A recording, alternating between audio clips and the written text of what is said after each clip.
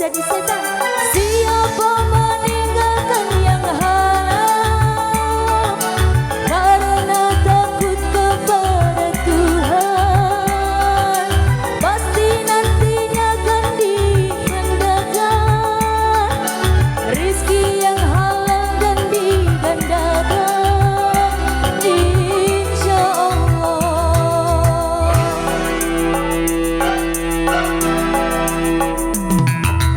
Seribu satu macam cara orang mencari makan, dari jadi pengamen sampai jadi seorang presiden.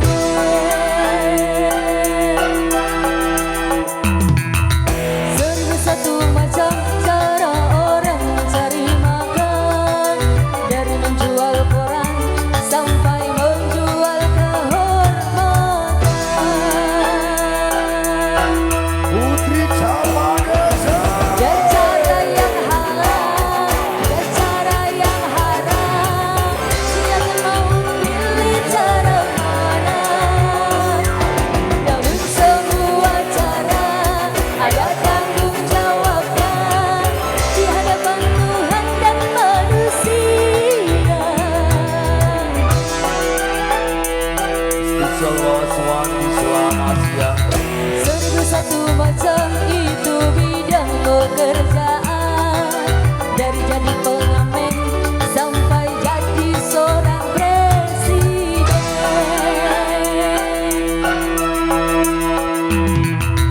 Seribu satu macam cara orang mencari makan, dari menjual koran sampai menjual kehormatan.